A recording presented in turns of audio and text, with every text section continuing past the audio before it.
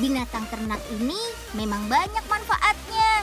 Mulai dari susu, daging, dan juga kulitnya. Karena itulah sapi menjadi ladang bisnis bagi banyak pelaku usaha. Tidak terkecuali wirausaha muda Indonesia. Olahannya kreatif, inovatif, dan lezat loh.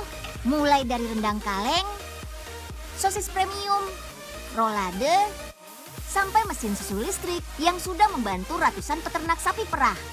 Nah, mau tahu cerita lengkap dari para wirausaha muda ini? Yuk, kita tonton Laptop Si Unyil. Selamat menonton!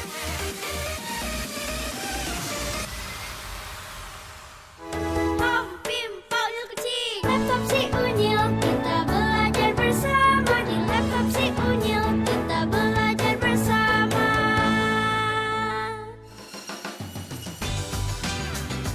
Berwirausaha membuat aneka makanan berbahan daging sapi ternyata sangat menjanjikan loh.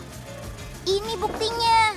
Pabrik di Bekasi, Jawa Barat ini sudah ada sejak tahun 1983 atau 34 tahun lalu. Pemiliknya Bu Betsy Monoarfa mendirikan usahanya ini saat dia berusia 30 tahun. Salah satu olahan larisnya yaitu rolade. Itu loh, makanan Eropa yang dibuatnya dengan digulung-gulung gitu. Yuk, kita lihat cara membuatnya.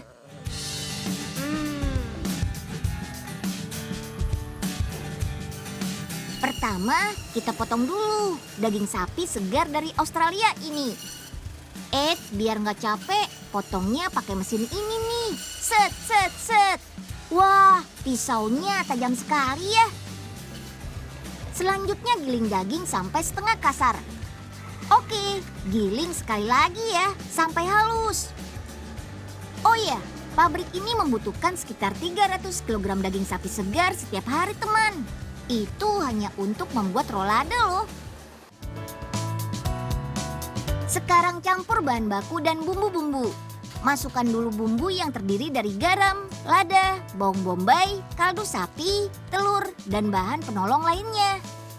Setelah itu baru deh masukkan daging gilingnya.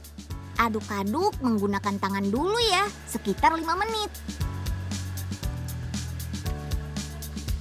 Kalau sudah tercampur, biarkan mesin berputar selama 5 menit.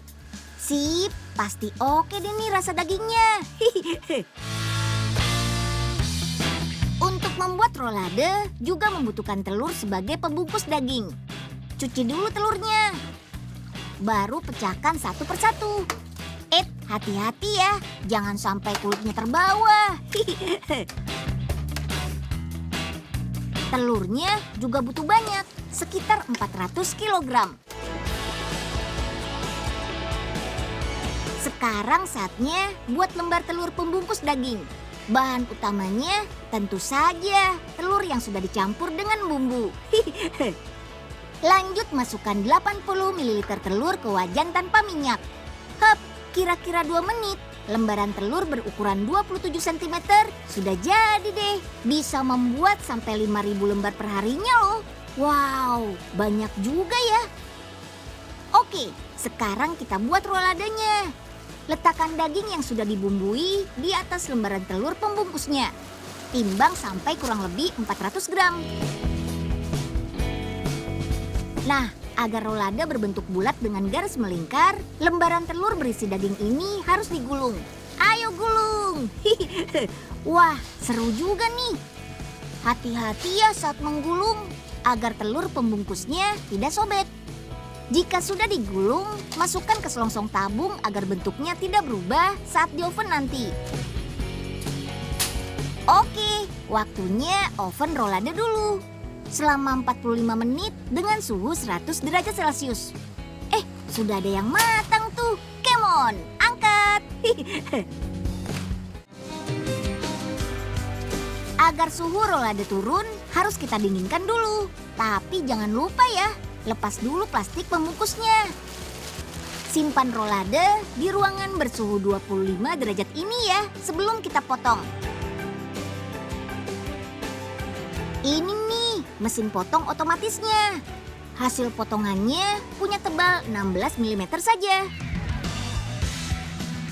Baru deh kita kemas.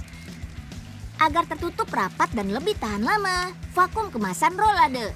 Kalau kedap udara, tidak ada kuman dan bakteri dalam produk. Oh iya, waktu memulai usahanya, Bu Betsy hanya punya 2 karyawan loh. Setelah usahanya berkembang pesat, sekarang karyawannya mencapai puluhan orang. Rolade beku yang disimpan dalam suhu minus 28 derajat Celcius bisa lebih awet sampai 6 bulan loh. Rolade ini sudah terjual ke seluruh daerah di Indonesia. Wangi bener roladenya. Siap makan. Beresin wajah dulu dah buat masak ntar. Ayo Nyil, lumayan tuh Nyil. Embul udah lapar banget nih. Woi, Mbul. Bandel bener ya. Rolade baru matang main sikat aja. Minta po, lapar nih Embul. Kabur Nyil. Mbul, Aduh, gawat nih, embul sih. Mbul. Teman-teman Unyil sudah makan siang. Nah, kalau belum, makanan ini bisa menjadi pilihan makan siang kalian nih. Tentu saja berbahan daging sapi. Yap, ini dia, rendang. Beh, makannya pakai nasi anget. Enak banget nih.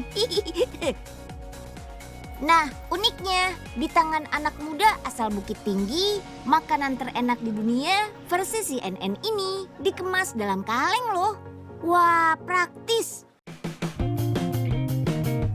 Di kawasan Soros Hutan, Yogyakarta inilah, Karoni membangun usaha pembuatan rendang kaleng dari 2 tahun lalu. Awalnya, Karoni ingin memberi solusi bagi perantau yang rindu makanan khas Indonesia. Makanya terciptalah rendang kaleng ini. Karoni butuh ratusan uji coba untuk menghasilkan produk makanan unik ini loh. Maklumlah, nggak semua makanan bisa disimpan dalam kaleng. Jadi penasaran kan gimana cara buat rendang kaleng ini? Let's go, ikut Unyil. Wah, udah jadi nih rendangnya. Pasti enak dah. Sapa dulu yang bikin. Ipe.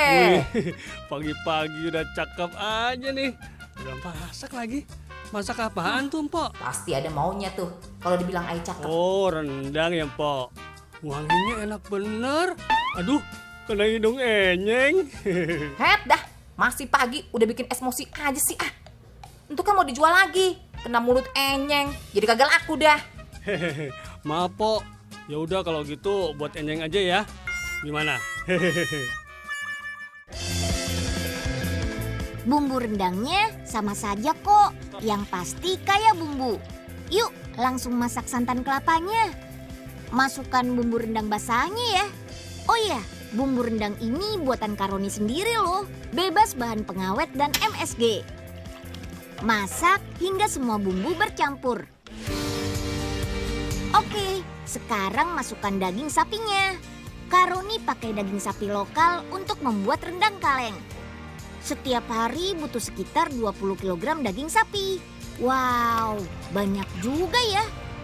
Nah, Unyil punya tips nih buat yang mau masak rendang. Jangan lupa masaknya dengan api kecil ya. Karena bisa bikin daging rendang menjadi lembut dan bumbu pun meresap. Nah, biar makin enak, beri tambahan kacang merah ya. Makin kaya gizi juga dong.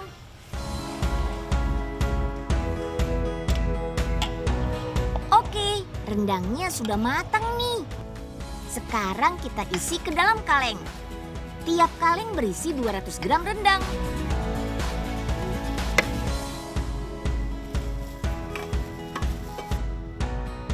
Nah, ini nih tahap penting dalam membuat produk kemasan kaleng.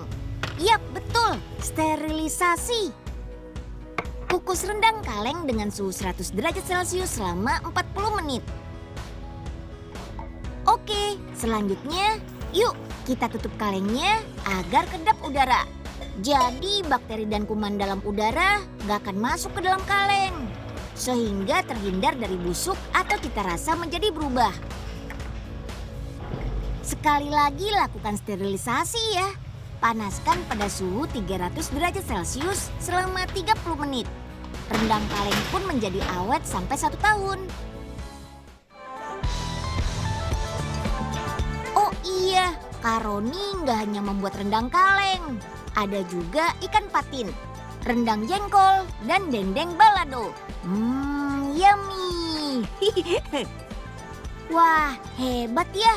Di usianya yang baru 30 tahun, Kak Roni sudah berhasil menjadi wirausaha sukses dan inovatif. Harga satu rendang kaleng ini Rp60.000 dan bisa untuk 3 porsi loh. Wih, jadi bisa makan bareng teman-teman deh. Enak.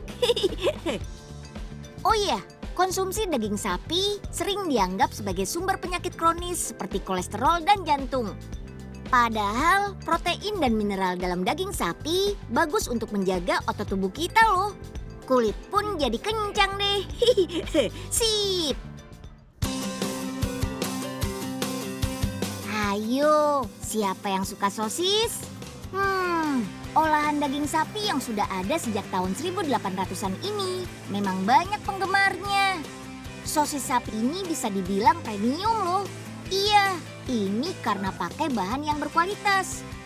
Siapa sih yang gak suka minum susu? Apalagi dari kelenjar susu mamalia yang satu ini nih. Seger.